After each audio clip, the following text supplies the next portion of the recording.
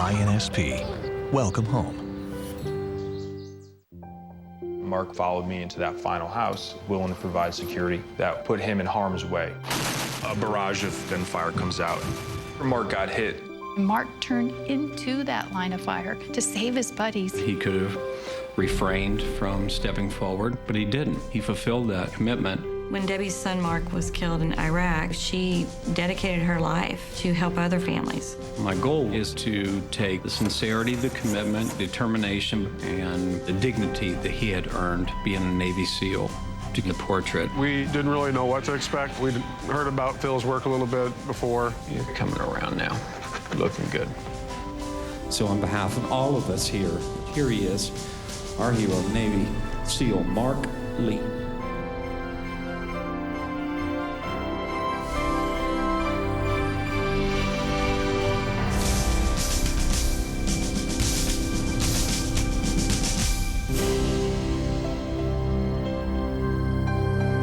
As an artist, this is the best way I know how to honor America's heroes, to celebrate their lives, and to bring them back home to their families.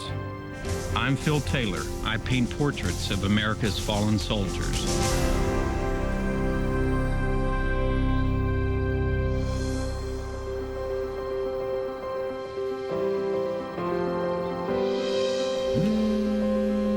Hey Phil, Debbie's here. Hey, honey, I'll be right there. Phil and Lisa Taylor are welcoming Debbie Lee, the mother of fallen Navy SEAL Marc Lee, to the American Fallen Soldiers Project headquarters. Hi, how are you doing? We're doing great. Good to see you guys. Marc Lee was the first Navy SEAL to lose his life in Operation Iraqi Freedom on August 2nd, 2006. He is the subject of Phil's next portrait. When Debbie's son Mark was killed in Iraq, she dedicated her life to help other families who are going through what she's going through. Debbie Lee runs a very successful nonprofit in Arizona, America's Mighty Warriors. America's Mighty Warriors provides programs, support, and a peaceful retreat in Arizona for families of the fallen.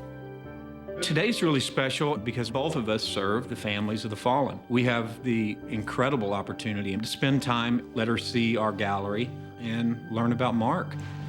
I want to take you in our little section of this building. Would love to see where you guys do all your magic. I think there's a special connection between Lisa and Phil and I. There's a natural bond because they're doing the same thing, making sure that we honor and remember our fallen heroes and their families. This is our area, this is our headquarters. Their eyes all stand out when I look at them. That's the key. I mean, you know, just like Mark's portrait, you know, of course it'll be in black and white, and color is reserved solely for the eyes. And being the spiritual believer that you are, you know, that is the window of the soul.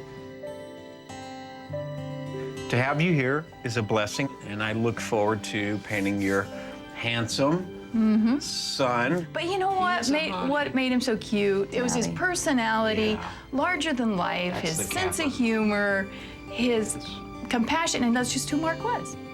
He laid down his life for the freedoms that we enjoy here in America. Navy SEAL Marc Lee deployed as part of SEAL Team 3 to Ramadi in 2006. The SEALs called it the hellhole of Iraq. Ramadi was under siege as U.S. forces battled insurgents for control. Mark and his team tracked down terror cells threatening civilians and provided sniper cover for ground forces fighting to wrestle the city from Al-Qaeda.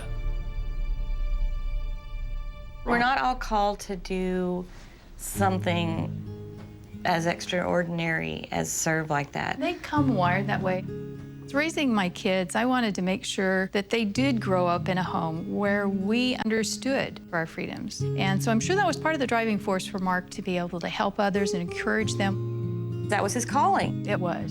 He was an amazing young man, and he wrote a letter 2 weeks before he was killed that we've labeled his glory letter. I've seen war. I've seen death.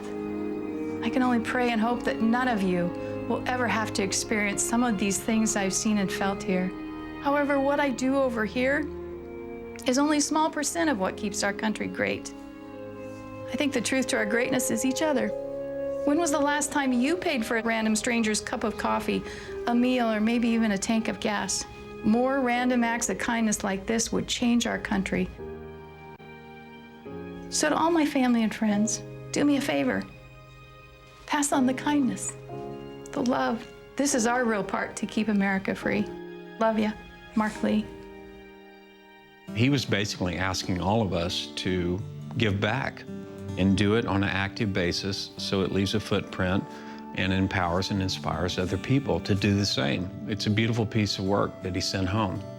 God has used Marc's story, his last letter home, to continue to change lives around the world. I was blessed for 28 years to have this amazing kid in my life. It was a beautiful time to have Debbie Lee in our building.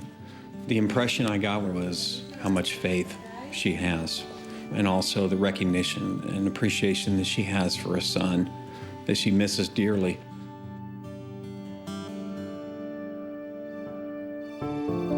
After meeting Debbie, Phil travels to Surprise, Arizona to meet Marc's brother, Kristofer, a Marine veteran, to learn more about the fallen SEAL. Well, cloudy day here in Surprise. What a great name for a town. Meeting his loving brother, Kristofer, today. This is a journey to figure out what he misses and what he hopes and expects from me. It's good to see you, man. You too, sir. My goal is to learn more about your brother. Looking at you, I see him.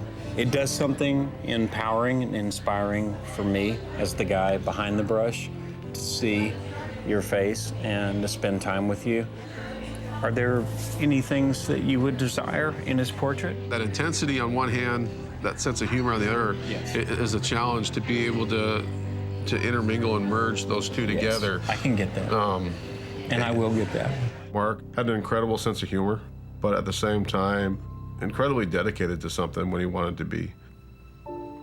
On Marc's headstone, it says, "Love deeply, deeply loved." That really does sum up who Marc was. I think back to his relationship with Maya. He loved her completely. Marc married Maya, the love of his life, before he deployed to Iraq. The love that Marc had for Maya was something that I think helped drive him to be successful as a SEAL and as a man. Something very close to my heart is that opportunity that we had to talk before he died.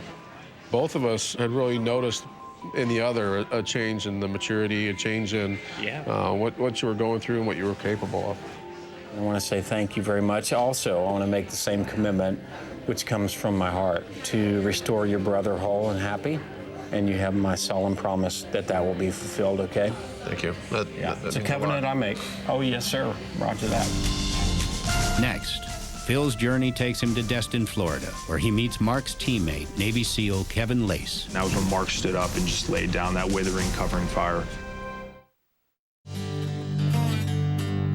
Phil Taylor is back in his studio in Texas, where he will transfer all he's learned about Petty Officer Second Class Marc Lee into the portrait of the fallen Navy SEAL. Phil and his wife Lisa will present the portrait to Marc's family at a special luncheon in Dallas. There'll be some late nights, you and me, for sure. I think we're going to be able to bring you back to life in a way that's going to make a huge impact. So I learned about the love and the sadness your brother has. He has such a sweet, sweet heart. I look forward to serving him and your mom. Yeah, I promise you, my man, I'm not going to let them down. I got them covered. As much as you had your guys covered over there in our nation, I have your family covered.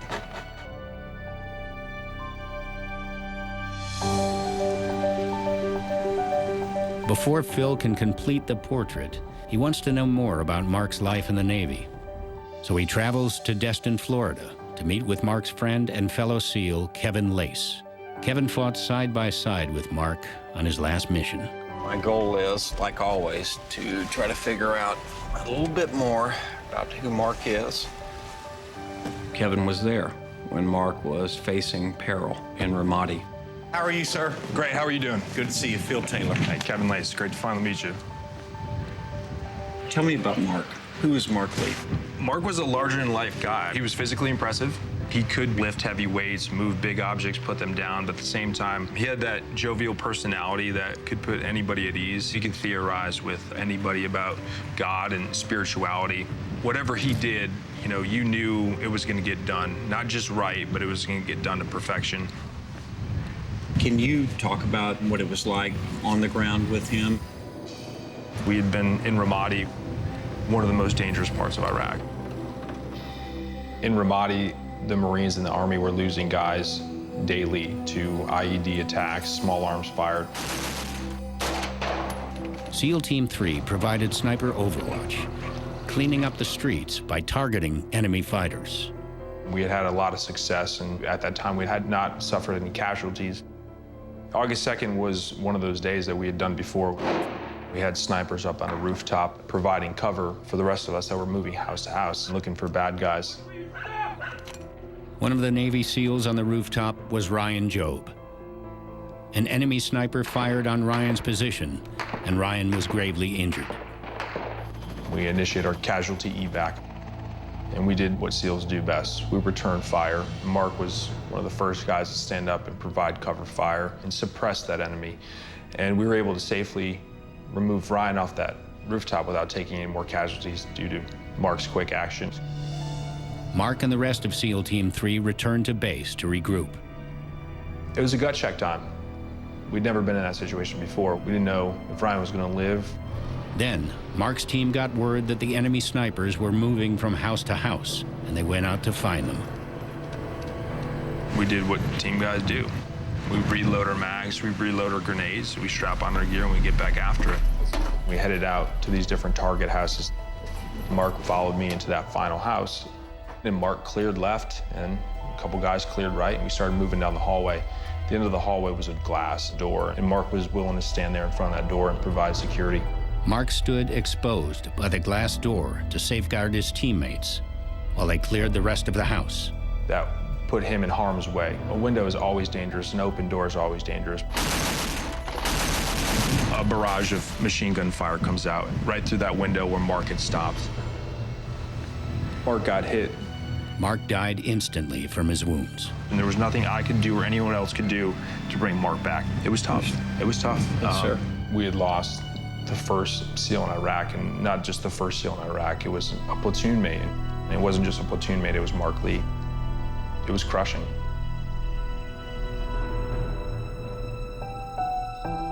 I received a phone call from my mom's neighbor. She gave me a call and said, "Your mom's not home. There's a vehicle parked out in front of the house, and the guys inside are wearing uniforms." I was actually at my Bible study, and Kristofer called. Nothing in his voice to alert me, no fear that I could hear. First he said, "How long will it take you to get home?" I thought, well, that's kind of an odd question. And I turned the corner on my street, expecting to see a black car parked out front, and there were no black cars, only my son pacing on the sidewalk, back and forth. He said, "Mom, the Navy's here." And I remember just laying my head on his shoulder and just crying, saying, "No, no." They said, "We can tell by being in your home that you're a woman of faith, and you're gonna need to rely on your faith for what we're about to tell you. Your son, Mark Allen Lee, has been killed in action." I don't even know if I could put it in words. That pit in your stomach, that feeling that everything's about to change. Going to the funeral was the most difficult thing I've ever had to go through in my life.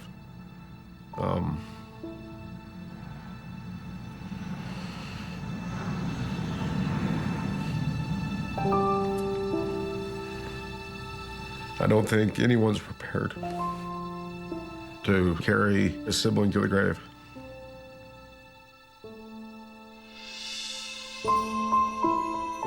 Coming up, Bill strives to capture Mark's complex character in his portrait.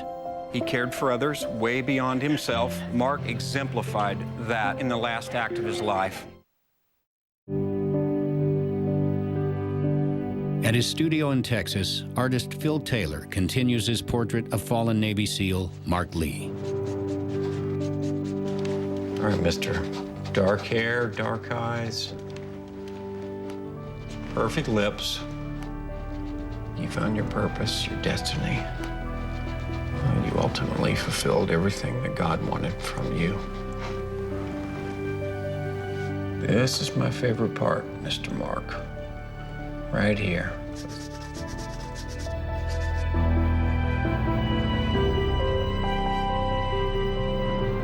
Phil spends nearly 80 hours completing Mark's portrait.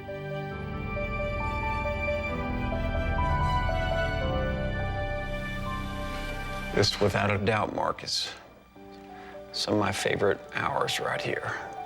Your footprint goes on through your brother, your mom, through Kevin. But the one thing he gave me was just how tough you were and how focused you were on your job, my friend. Okay, Mark, it's truly been my pleasure. Thank you for the time. Have a good night, and I'll see you tomorrow.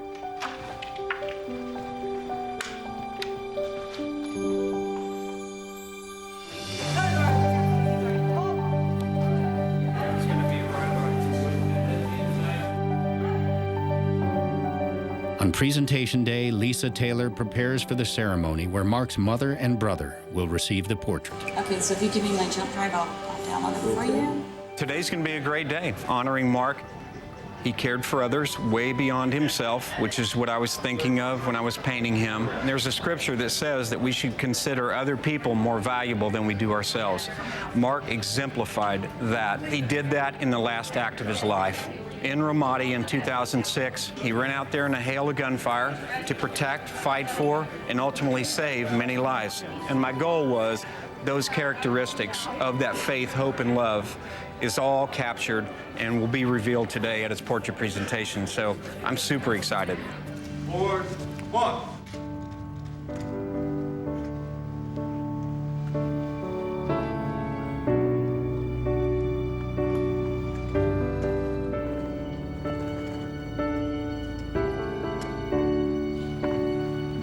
About face. Parade, rest. And clap for Mark's portrait.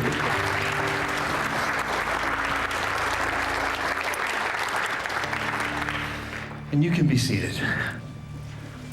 First Navy SEAL to be killed in Ramadi in Iraq, but earned the Silver Star posthumously for the very actions to protect, provide, cover, and to save many lives that very day. So with that said, Chris and Debbie, would you guys come up on stage?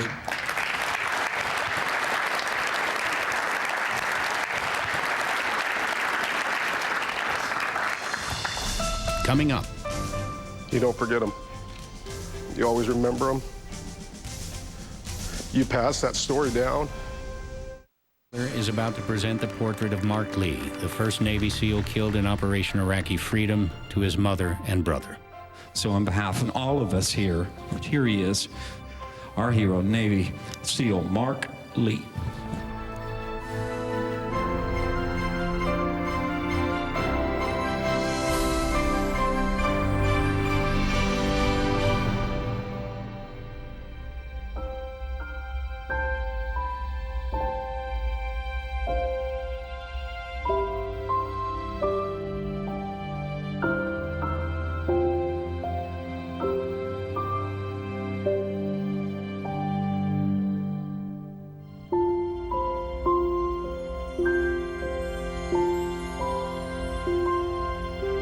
I don't know that words could properly describe what just happened in there. I knew that it would be emotional when I looked at the picture.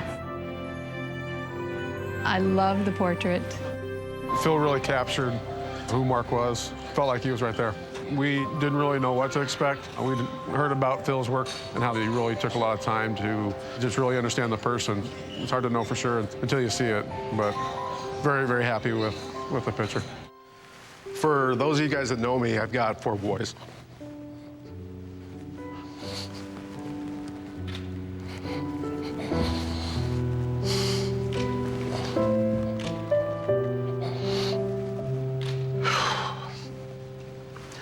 None of them know who their Uncle Mark is physically. They were all born after Mark was killed.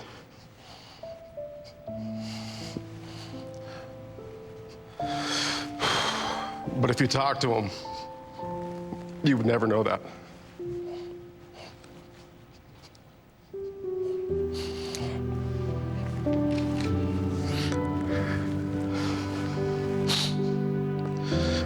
Part of it's because we still talk about Mark.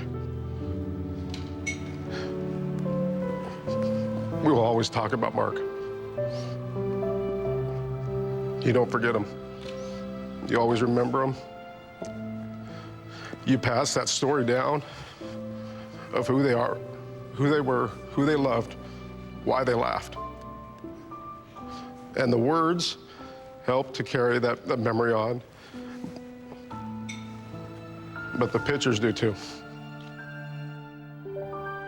Debbie and Kristofer will take the portrait home to Arizona, where Debbie's foundation, America's Mighty Warriors, runs the Heroes' Hope Home, a peaceful retreat for families of the fallen. The portrait will be hung in the Heroes' Hope Home, and it will be in our Heroes Room, appropriately so. It's incredibly gratifying for me to know that families who've gone through this tragedy of losing someone so precious in their life, to see Mark there smiling back. I'm smiling now just thinking about other people looking upon his handsome face. I find that to be remarkable.